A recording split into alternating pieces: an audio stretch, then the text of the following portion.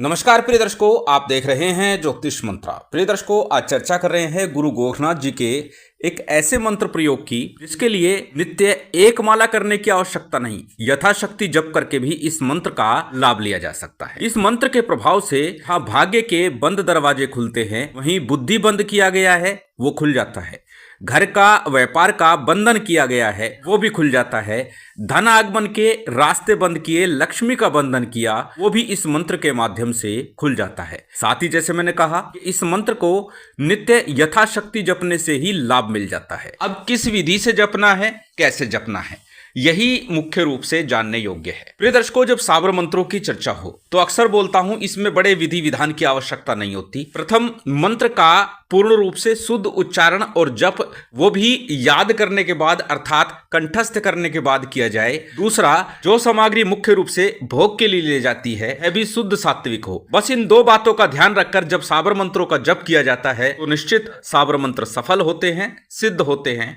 पूर्ण फल प्रदान करते हैं। आज जिस मंत्र प्रयोग की चर्चा कर रहा हूं उसके विषय में जैसे मैंने बताया सभी प्रकार के बंधन खोल देता है, चाहे बुद्धि का बंधन हो, व्यापार का बंधन हो, लक्ष्मी का बंधन हो या फिर घर परिवार शरीर का बंधन किया गया हो, देवी देवता का बंधन हो, वह भी इस मंत्र के माध्यम से खुल जाएगा। तो वो भी बिना सिद्ध किए इस मंत्र का लाभ लिया जा सकता है। प्रथम दिन से ही इस मंत्र का प्रभाव आपको दृष्टिगोचर होने लगेगा। आज से और अभी से इस मंत्र का प्रयोग किया जा सकता है। परंतु अक्सर बोलता हूं चाहे कोई मंत्र स्वयं सिद्ध ही क्यों ना हो, परंतु फिर भी किसी सिद्ध योग मुहूर्त में उसका विधान एक माला का अवश्य करना चाहिए। इससे होगा क्या कि एक तो मंत्र पूर्णतः कंठस्थ हो जाएगा, हमारे अनुकूल बन जाएगा, जिससे हम जब मंत्र प्रयोग करेंगे तो वह सरलता से हम कर सकेंगे, बिना भूल के, बिना त्रुटि के। इसीलिए मंत्र का विधान किसी शुभ योग सिद्ध मुहूर्त में एक माला अवश्य ही करना चाहिए। अन्यथा मैं बोल चुका हूं यथाशक्ति जप करने से भी इस मंत्र का लाभ मिलता है। बात यदि करें विधि विधान की तो कैसे करना है,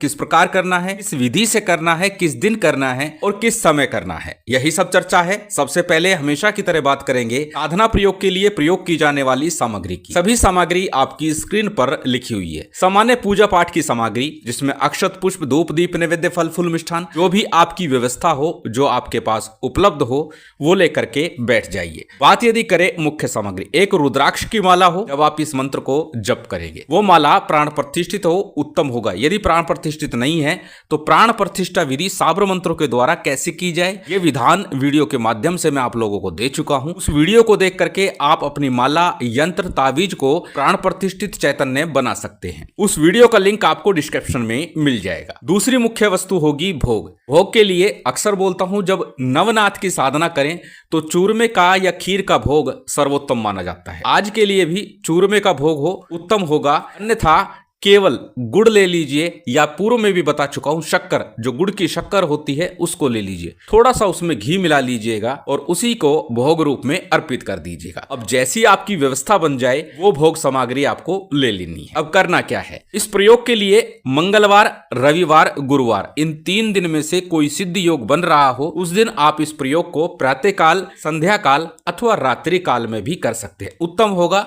प्रातःकाल ही इस प्रयोग को आप करें, जिस दिन एक माला जप आपको सिद्धि विधान के लिए करना है, इस मंत्र को अपने अनुकूल बनाने के लिए करना है। अन्य दिनों में प्रातःकाल, संध्या काल 11 बार, 21 बार, 51 बार अर्थात यथाशक्ति जितना आपका सामर्थ्य हो। 5 बार करना चाहे तो 5 बार करें, परंतु उससे भी आपको लाभ ही मिलेगा। अब जिस दिन भी सिद्धि योग बन रहा हो, चाहे वो रविवार के दिन हो, मंगलवार हो या फिर गुरुवार हो, उस दिन अपने घर में पूर्व मुख होकर के बैठ जाइएगा। यदि संध्या काल या रात्रि काल में बैठ रहे हैं तो उत्तर मुख होना ज्यादा उत्तम होगा। अपने सामने किसी चौकी पट्टे पर पीला अथवा गेरवे रंग का वस्त्र बिछा लीजिए, उस पे नवनाथ का अथवा गुरु गोरखनाथ जी का चित्र स्थापित कर लीजिए। संभव हो देसी घी का अथवा तिल तेल का एक दीपक लगा लीजिए, अन्यथा अंगारी के ऊपर गूगल का धुआं चलता रहे यही पर्याप्त होगा और उसी अंगारी के ऊपर आपको भोग लगा देना है। तो जैसी व्यवस्था हो उस हिसाब से आप कर लीजिएगा। जैसे मैंने आरंभ में कहा बाध्यता नहीं है यहाँ पर कैसे करें, किस प्रकार करें, आज से करें, अभी से करें, परंतु उत्तम होगा यदि सिद्ध योग में एक माला का विधान कर लें। सभी सामग्री लेकर आप बैठ गए हैं। सबसे पहले दाहिने हाथ में जल लेकर सामग्री पर और अपने ऊपर जल छिड़क लीजिए, शुद्धि आचमन कर लीजिए, दीप प्रज्वलित कर लीजिए। दीपक लगाया है तो दीप प्रज्वलित करने के बाद दाहिने हाथ में अक्षत पुष्प जल इत्यादि ले लीजिए। अपना नाम, अपना गोत्र, उस दिन का तिथिवार नक्षत्र बोलिए, फिर अपनी कामना बोलिए। सर्व प्रकार के बंधन खोलने के लिए मैं इस मंत्र का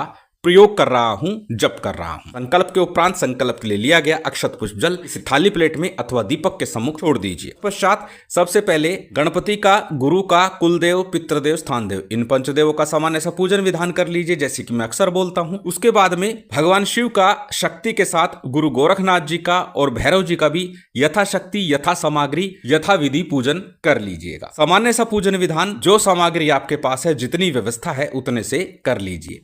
पूजन के बाद में सबसे पहले गणपति मंत्र और गुरु मंत्र का यथाशक्ति ही जप करना है, चाहे 11 बार करे, 5 बार करे, 21 बार करे। गणपति मंत्र के रूप में ओम गंग गणपति नमः, ओम गणेशाय नमः, ओम वक्रतुंडाय नमः। बात यदि करे गुरु मंत्र की, यदि गुरु दीक्षा ली है तो अपने गुरु मंत्र का जप कर लीजिएगा, अन्यथा भगवान शिव को ही हाजिर नाजिर मानकर उनके ओम नमः शिवाय मंत्र का जप कर लीजिए, अथवा गुरु गोरखनाथ जी के ओम गुरु गोरक्षनाथाय नमः इस मंत्र का जप कर लीजिएगा। गणपति और गुरु मंत्र का जप जब पूर्ण हो जाए, उसके बाद आज का जो मूल मंत्र है इसका आपको जप करना है। 1 माला, 3 माला, 5 माला, 11 माला, अर्थात यथाशक्ति जितना आपका सामर्थ्य हो उतना जप कर लीजिएगा। बार बार बोलता हूं, अधिकस्य अधिकम फलम, जितना अधिक हो सके उतना शुभ मंत्रों का जप करना चाहिए। मंत्र जप करने से पूर्व मंत्र को पहले अच्छे से कंठस्थ कर लीजिएगा, याद कर लीजिएगा, उसके बाद ही मंत्र का जप कीजिएगा, जिससे कि मंत्र जाप में किसी प्रकार की त्रुटि ना हो, भूल ना हो और आपका मंत्र जाप पूर्णतः सफल हो, सार्थक हो, सिद्ध हो। मंत्र आपकी स्क्रीन पर है, स्क्रीनशॉट ले सकते हैं, किसी कॉपी नोटबुक में नोट कर सकते हैं। मंत्र को एक बार बोल करके बता देता हूं। मंत्र इस प्रकार है। गोरख चले, विधि चले, 4 पहर के ऊपर चले, इन चारों के मुख खोल, मेरे बंद भाग्य खोल, बुद्धि खोल, दृष्टि खोल, बंदो बंद वस्तु खोल, धन धनाधन आवत खोल, जहां लग वजह हाथ की तारी, कहां लग खुल जाए वज्र की वारी। दुहाई गुरु गोरखनाथ को, दुहाई नवनाथ 84 सिद्ध को, वचन न खाली जाए शब्द छू।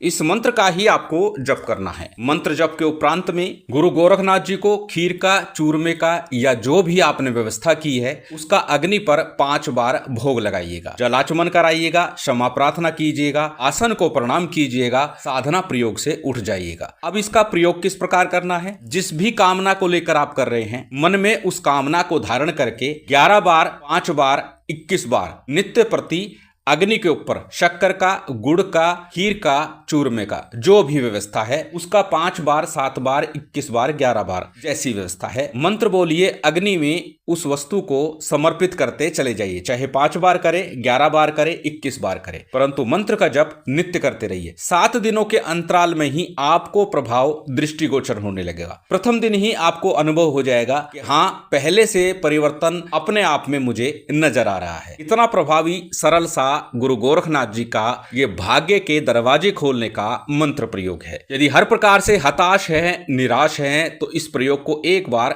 करना आरंभ कर दीजिए। शिव शक्ति की विशेष कृपा आप सभी को प्राप्त हो, यही कामना है। उम्मीद करता हूं आज की ये जानकारी, ये वीडियो आपको अच्छी लगी होगी। यदि अच्छी लगी हो तो कृपया लाइक कीजिएगा, शेयर कीजिएगा। यदि चैनल पर नए हैं तो सब्सक्राइब कर बेल आइकन बटन दबा दीजिएगा। जय माता दी, जय श्री राम।